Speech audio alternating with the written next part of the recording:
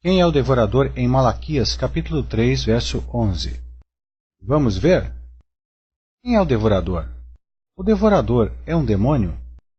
Este é o devorador que devorava as plantações do campo. Embora seja feio e tenha chifres, jamais o devorador citado em Malaquias capítulo 3, verso 11, seria um demônio. Se só o dinheiro pode repreender o devorador, o gafanhoto, o suposto diabo, então onde fica a autoridade suprema do nome do Senhor Jesus Cristo? Seria o dinheiro mais poderoso que o nome do Senhor Jesus? Vamos analisar os capítulos de Malaquias a seguir. Malaquias capítulo 3, verso 10 em diante. Trazei todos os dízimos à casa do tesouro, para que haja mantimento na minha casa, e depois fazei prova de mim, diz o Senhor dos Exércitos, se eu não vos abrir as janelas do céu e não derramar sobre vós tal bênção, que dela vos adivinha a maior abastança. Também por amor de vós repreenderei o devorador, e ele não destruirá os frutos da vossa terra, nem a vossa vide do campo lançará o seu fruto antes do tempo, diz o Senhor dos Exércitos. Nestes versículos temos duas coisas interessantes. O livro de Malaquias foi escrito com repreensão ao povo de Israel, peso da palavra do Senhor contra Israel, por intermédio de Malaquias, Malaquias capítulo 1, verso 1, e especialmente aos sacerdotes corruptos. Agora, ó sacerdotes, este mandamento é para vós, enviarei a maldição contra vós, e amaldiçoarei as vossas bênçãos, como está escrito em Malaquias capítulo 2, versículo 1 e 2. Deus rejeita a oferta dos sacerdotes levitas, como está escrito em Malaquias capítulo 2, verso 3. Eis que reprovarei a vossa semente. Estavam ofertando animais coxos, cegos, mudos e defeituosos, como está escrito em Malaquias capítulo 1, dos versículos 7 a 8. Ofereceis sobre o meu altar pão imundo. Por que ofereceis animal cego, coxo ou enfermo, para sacrifício dos pecados? Oferta de purificação de pecados, imperfeita a Deus. Os sacerdotes levitas violaram a aliança de Deus com Levi, como está escrito em Malaquias capítulo 2, dos versículos 4 a 6. Os sacerdotes levitas estavam desviados e infiéis com suas esposas, como está escrito em Malaquias capítulo 2, versículo 4 a 17. Em Números capítulo 34, podemos ver a distribuição de herança na terra de Canaã. E a tribo que não recebeu terra como herança foram os levitas. E a aliança de Deus com os levitas foi de comer dos dízimos alimentos das demais tribos de Israel, dos israelitas que tinham terra, exceto os levitas, para o serviço sacerdotal, na tenda da revelação do tabernáculo. A aliança foi dada por Deus e proibiu os levitas de trabalharem, separou-os e os deu os dízimos de alimentos como porção de sua herança em Israel. E separarás os levitas do meio dos filhos de Israel, para que os levitas sejam meus, como está escrito em Números capítulo 8, versículo 14. A escolha dos levitas e os tesoureiros, administradores dos alimentos trazidos pelas outras tribos onde eram estocados nas câmaras, nos depósitos de alimento, ou seja, casa do tesouro. E eis que aos filhos de Levi tenham dado todos os dízimos em Israel, por herança, pelo ministério que executam, o ministério da tenda da congregação, como está escrito em Números capítulo 18, versículo 21. O dízimo era dado em alimentos. Então todo o Judá, ou judeu, trouxe os dízimos do grão, do mosto e do azeite aos celeiros, onde se estocava os dízimos, alimento de animais e vegetais, e distribuiu aos levitas, como está escrito em Neemias, capítulo 13, versículo 12. O dízimo era dado em animais. No tocante a todas as dízimas do gado, do rebanho, tudo o que passar debaixo da vara, ou seja, o 10º animal, que era o dízimo, será santo ao Senhor, entregue aos levitas, como está escrito em Levítico, capítulo 27, verso 32. O dízimo era dado anualmente, uma vez por ano. Certamente darás os dízimos de todo o fruto da tua semente, que a cada ano se recolhe do campo, ou seja, frutos da terra. Ou seja, dinheiro não nasce na terra. O dízimo era anual e não mensal, como está escrito em Deuteronômio, capítulo 14, versículo 22. O dízimo trienal, ou seja, o dízimo do terceiro ano, era para órfãos, viúvas, levitas e estrangeiros. Então os darás ao levita, ao estrangeiro, ao órfão e à viúva, para que comam dentro das tuas portas e se fartem, fiquem satisfeitos. Como está escrito em Deuteronômio, capítulo 26, dos versículos 11 a 13, e Deuteronômio, capítulo 26, verso 12.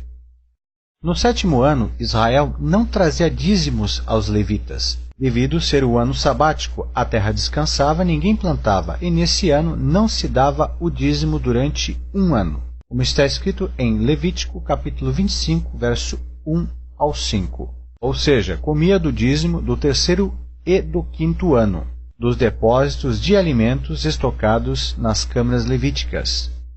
Em Malaquias capítulo 3, notamos que Deus manda trazer somente dízimos, alimento animal e vegetal, para as câmaras do depósito do templo, ou seja, a casa do tesouro, para que haja comida, alimento animal e vegetal ou mantimento em minha casa. Câmaras onde se estocava os dízimos, alimentos.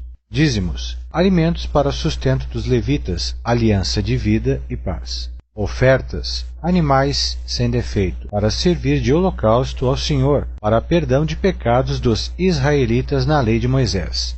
Em Malaquias capítulo 3, dos versículos 5 a 7, os sacerdotes levitas, desviados dos estatutos, são repreendidos, e Deus os chama de ladrão, porque corromperam a aliança de Deus com a tribo de Levi. Em Malaquias capítulo 3, versículo 9, eles atraem maldição devido à violação da aliança, e a nação de Israel é acusada de roubar a Deus. Com maldição sois amaldiçoados, porque a mim me roubais. Sim, toda esta nação levita israelita. Não se refere às nações, e sim a uma só nação, ou seja, nação israelita, ou seja, nação de judeus. Comparando Malaquias 3, verso 12.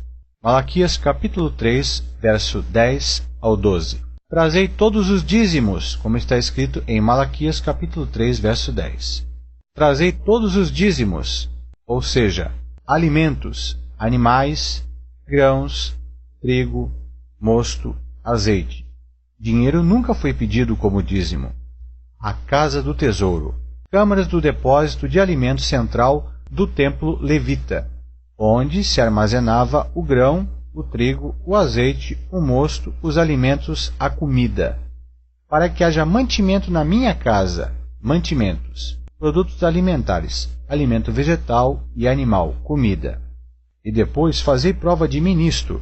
Fazer prova no sentido de crer que não precisa reter alimentos, deixando os levitas desamparados, porque Deus daria muita colheita para fartar, satisfazer a todos. Também fala no sentido de fazer prova, ou seja, experimentai, provai, como se fosse provar algo, de modo literal, a sentir o gosto do mesmo. Abrir as janelas do céu, referente a derramar chuva sobre a terra, molha a terra, como está escrito em Gênesis capítulo 7, dos versículos 11 a 12, e Gênesis capítulo 8, versículo 2. Derramar chuva para crescer o fruto da terra. Nada a ver com bens materiais, casa, carro, empresa, fazendas, ou qualquer bem material. Nem todos eram agricultores, mas era uma bênção para todos os israelitas quando chovia. Derramar sobre vós uma bênção tal, que dela advenha maior abastança. Fazer prosperar os campos de modo a ter fartura, dobrar ou triplicar a colheita para abastecer as câmaras de estocagem de alimentos, para que possam dar aos levitas, órfãos, viúvas e ao estrangeiro, sem precisar reter, guardar, com medo de faltar, até que não haja lugar suficiente para a recolherdes. Deus promete fazer crescer tanto o fruto da terra que nem haveria espaço nos depósitos do templo, as câmaras da casa do tesouro, para armazenar tanta quantidade que colheriam na safra. E por causa de vós repreenderei o devorador, para que não coma o fruto da terra, e a vide do campo não seja estéril, ou seja, que a planta e a vide possa dar frutos, diz o Senhor dos Exércitos. O devorador é um demônio? Veja quem é o devorador. Este é o verdadeiro devorador que devora as plantações do campo, embora seja feio e tenha chifres. Jamais o devorador citado em Malaquias, capítulo 3, verso 11, seria um demônio. Se só o dinheiro pode repreender o devorador, o gafanhoto, o suposto diabo, onde então fica a autoridade suprema do nome do Senhor Jesus? Seria o dinheiro mais poderoso que o Senhor Jesus? Repreenderei o devorador, que não é o diabo, e sim um gafanhoto devorador, como está escrito em Malaquias capítulo 3, verso 11. Não é dinheiro que faz isto, é o próprio Deus que repreende o inseto. Devorador, segundo a Bíblia, nunca foi demônio, e sim gafanhoto, que Deus enviava como pragas à terra para castigar o povo, e estes gafanhotos Deus o chamava de o meu grande exército. Se fosse demônio, você acha que Deus enviaria demônios contra seu povo? Como está escrito em Joel, capítulo 2, versículo 22 a 27. E eu repreenderei o devorador, ou seja, o gafanhoto, e espantarei a praga do meio da vossa plantação, gafanhotos. E todas as nações, ou seja, outros países, vos chamarão bem-aventurados, porque vós sereis uma terra deleitosa, ou seja, produzirá muito alimento, diz o Senhor dos Exércitos. Aqui Deus fala de outras nações observando a prosperidade de Israel, mediante a obediência de observarem os estatutos, como está escrito em Malaquias capítulo 3, verso 12. Em Hebreus, no capítulo 7, 8, 9 e 10, deixa bem claro a questão do sacerdócio perfeito, que quando mudado o sacerdote levítico, veio o de Cristo. E mudando o sacerdócio, se muda a lei, como está escrito em Hebreus, capítulo 7, verso 12.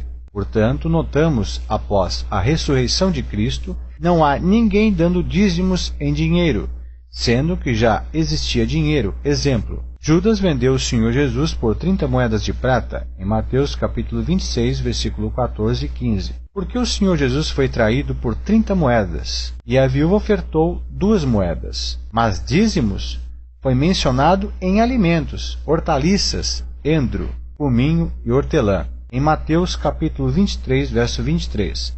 Jamais em dinheiro. E o próprio Senhor Jesus relatou que o dízimo era da lei para o povo de Israel, o mais importante da lei, como está escrito em Mateus capítulo 23, verso 23. O apóstolo Paulo não mencionou dízimos, nem outros apóstolos a prática de colher dízimos, alimento, em forma de dinheiro mensal. Em Coríntios capítulo 9, o apóstolo Paulo pede donativos para suprir necessitados e deu aos pobres, e não para manter despesas de instituições religiosas. Em Atos capítulo 4, versículo 32 em diante, notamos a generosidade dos irmãos vendendo tudo e depositando aos pés dos apóstolos, para que se fosse feito distribuição aos necessitados, de forma a não haver necessitados entre eles. Esta é a justiça que excede a dos fariseus religiosos, que apenas punham seus dízimos das hortaliças e achavam que estavam cumprindo sua parte. Em Mateus capítulo 23, verso 23 e Lucas capítulo 18, verso 12. A prática dos fariseus mostra religiosidade e eles não praticavam a fé. De fato, que quem diz que dizimar é um ato de fé é engano, porque os fariseus dizimavam, mas não praticavam a fé e maltratavam as pessoas como fez com o publicano. Moisés não pagou o dízimo durante 40 anos. Jó nunca dizimou e era próspero. Abraão só deu dízimo uma única só vez, para poder atravessar as terras dos Jebuseus. E não foi em dinheiro, foi despojos, sobra de conquista de guerra, dízimo de sangue após matar os reis e tomar seus bens, e não era seu patrimônio. Jacó prometeu dar dízimo, voto, em Gênesis capítulo 28, dos versículos 20 a 22. A Bíblia não fala que ele cumpriu, ou seja, nunca deu dízimo. A Abraão não foi a suposta casa do tesouro, câmara de estocagem de alimentos dos levitas, que não é igreja, mas Melquisedeque lhe saiu ao encontro para receber sua parte, devido ser rei de Salém, e receber porque passava em tal parte, ou seja, pagou um pedágio para passar pelas terras dos Jabuseus, imposto semelhante ao que o Senhor Jesus nos ensinou a pagar a César. Isto é, o Senhor Jesus mandou sermos fiéis ao Estado e não sonegar impostos. Os cobradores de impostos, como Zaqueu, e essa classe de trabalhador não pagava dízimo. Ao se converter, restituíram 4 vezes mais aos que haviam defraudado. E foi nisto que o Senhor Jesus afirmou: hoje houve salvação nesta casa. Repare que o Salvador não o mandou dar dízimos. Todas as vezes que você quiser dar algo a Deus e retribuir a Deus com gratidão, faça isto dando ao seu próximo, pois assim estará cumprindo a palavra na íntegra, conforme Mateus capítulo 25 deixa bem claro esta questão. O dízimo era vendido por dinheiro, devido à distância de levar os animais e vegetais, onde o Senhor escolhera para santificar o seu nome. E o próprio dizimista comia dos seus dízimos, administrava o dízimo.